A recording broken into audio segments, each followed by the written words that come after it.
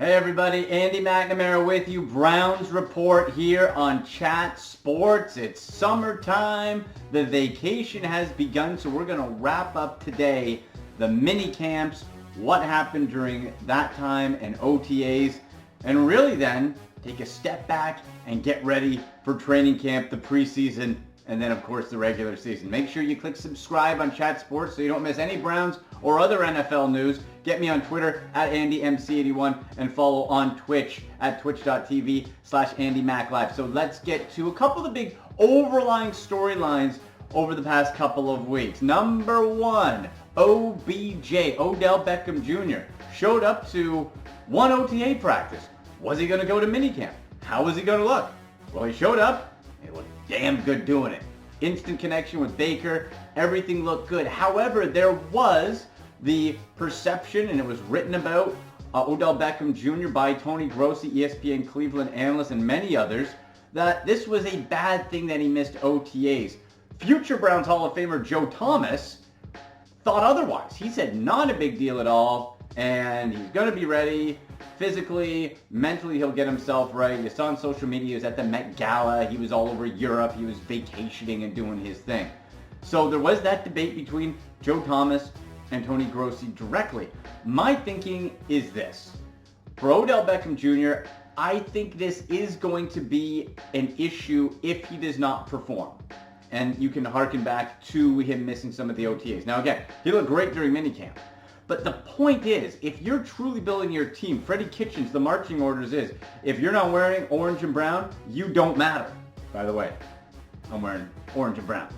So if you're not a part of the team, and Baker, if you're not with us, you're against us, that type of mentality, then Odell Beckham Jr. doesn't show up. And then in the media, you hear and feel the frustration from Freddie Kitchens, from Baker Mayfield, that Freddie Kitchens said Odell missed the offense in OTAs. He missed learning the offense. Is that going to set him back? Ultimately, the guy's super talented. I think he's going to be fine. But it's a bad look team-wise when you're trying to do an all-for-one type mentality and one guy's not there. Is that going to turn into, well, Odell didn't have to do this, and you're having layers of importance on the team? That can be cancerous. You don't want to have that. And it looks like that has been nipped. Everybody's happy. OBJ gave a great press conference, and all seems to be sorted out. But I want to ask you, do you think this matters? Will OBJ missing Browns OTAs have an impact to his on-field performance after he showed up in minicamp? So come training camp, come the season, the time he missed, will that have any impact on the field? Type Y for yes, N for no in the comments section below. I don't think it will, again, because of that talent, but it's just the non-field stuff. If any of that extra personality where he's proposing to the kicking net or anything shows up, that could come and be negative for players. Right now, everyone's singing Kumbaya, so we'll see. But type yes or no down below. Now, another storyline that has been lingering over the past few months, Duke Johnson, who also didn't come to OTAs, but he had a better reason. His was he wanted to be traded. He was open about it. And then come to minicamp, he showed up and said to the media, I want to be traded. This coming after Kareem Hunt was signed. He won't be available till at least week 9 if he follows all the protocols, and by all accounts, he has been. So for Duke Johnson, doesn't want to be there. And that, again, goes back to what we were just talking about with OBJ. If you're not all in, if you're not here, if you don't want to be here, it's an us versus them mentality. Does he need to go? Is it the right thing to trade Duke Johnson?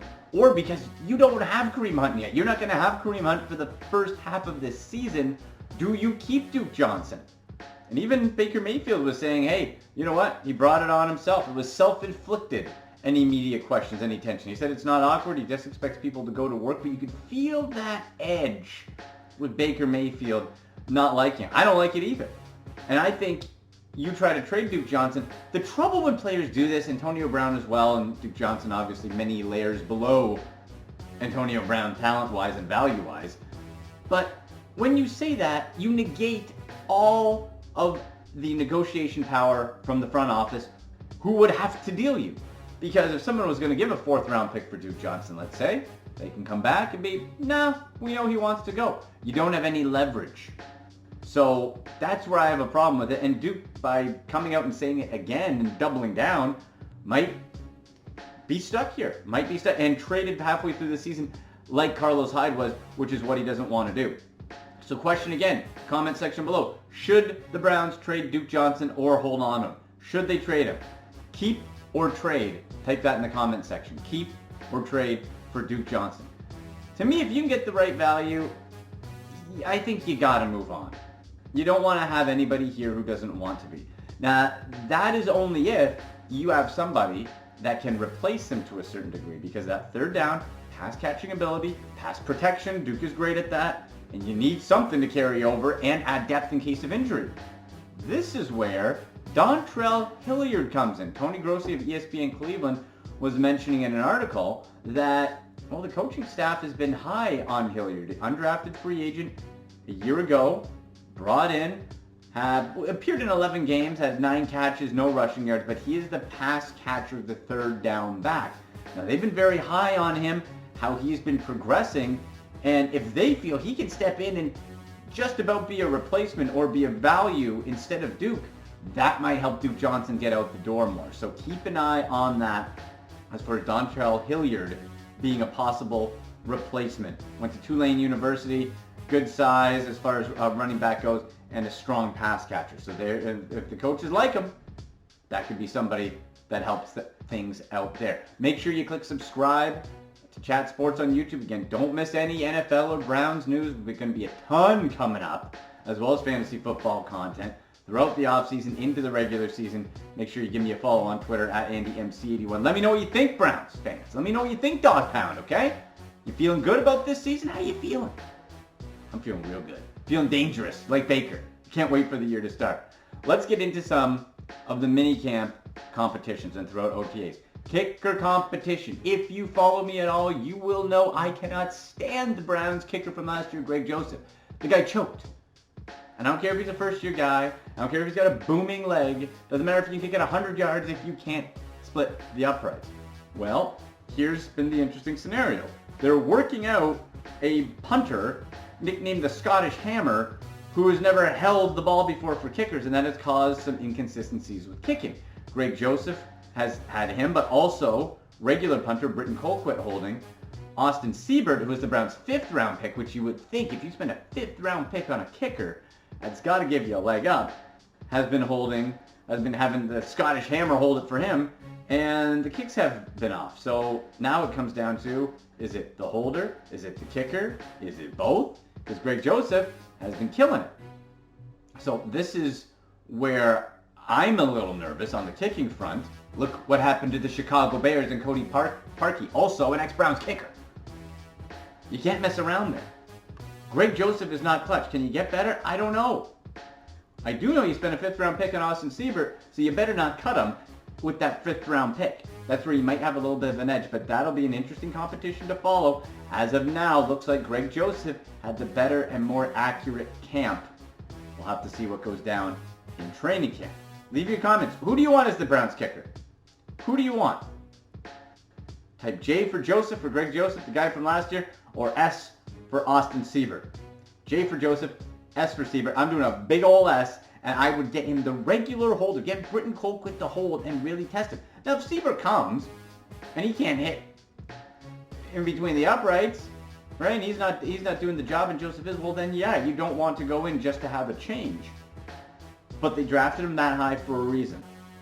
And so I think you're going to be able to get some value out of Austin Siebert. So another battle that we saw, OTAs and through minicamp on the offensive line. Not the sexiest conversation about who's going to win the right guard job, but what a nice change for Browns fans. We're not talking about quarterback competition. We're not talking about scandal. It's who's going to play right guard. And Austin Corbett looked like he would have had the inside edge because he was a 2nd-round pick last year by John Dorsey. Played left guard and left tackle at Nevada after Joel Bitonio left, so have some chemistry with the line already. But he is neck and neck alongside newcomers Kyle Kalis and Eric Kush. Now, for Corbett, in these mini camps, he's also been playing some center to back up J.C. Treader because there's no backup center on the Browns right now. So Corbett's been doing that. Those other players, Kalis and Kush, have been getting reps at right guard and have been doing very well. So that's going to be a competition to track, as well as if you have Austin Corbett, I would think the combo of being a second-round pick by this administration plus backup center would give him the edge. But if one of those other two really step up, you never know. So that's going to be something to watch as we go into training camp. Now, good news for the Browns, too. The rookies looking solid. The Browns, of course, did not have that first-round pick because they gave it to the Giants for Odell Beckham Jr. Their first draft pick was in the second round. Greedy Williams, cornerback, by many draftniks, had a first-round grade. Long, lean, fast, bit of tackling issues, but it seems fixable. And Greedy Williams has been impressive. Greedy Williams has been challenging. There is talk through the rumor mill by many Browns analysts and reporters that Greedy Williams could take the starting job next to Denzel Ward, which looked like it definitely belonged to Terrence Mitchell, Money Mitchell, at the start of the offseason.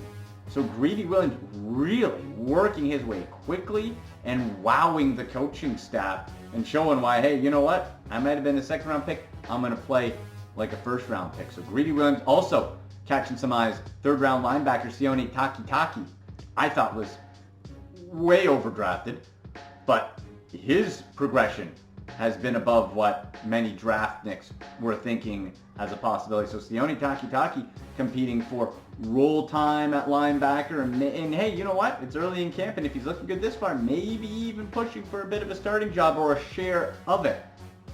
But Greedy Williams for the Browns, if he starts opposite Denzel Ward, look at the depth of these Browns cornerbacks.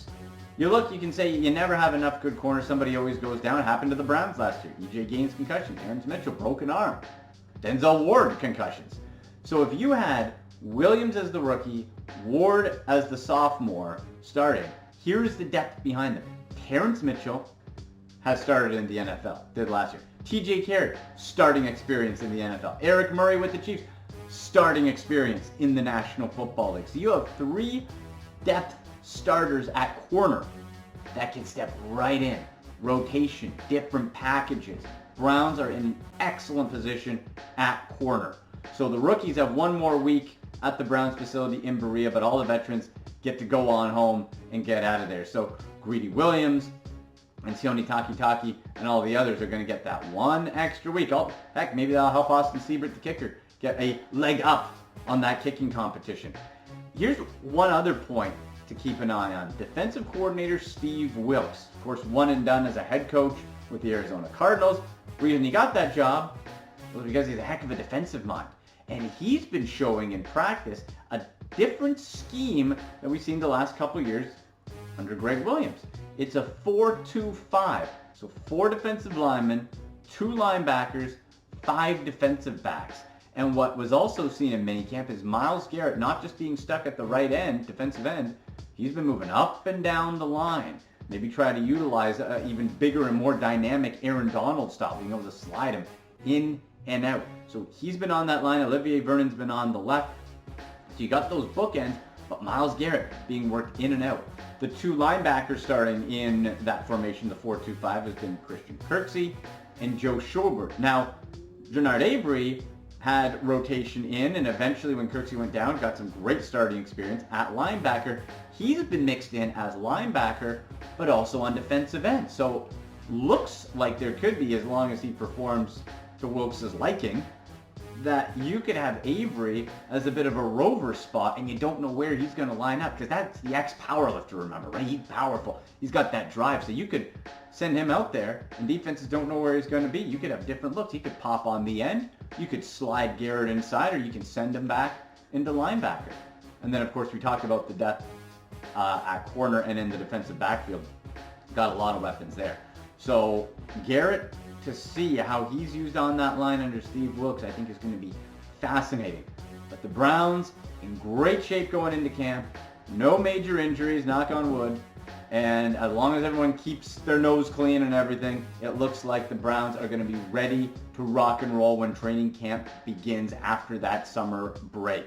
So that's going to be a ton of fun. Baker Mayfield, of course, that goes without saying, looked tremendous. The accuracy, even better. A true leader, very vocal. Last year, he was just a bystander because it was Tyrod Taylor's team, right?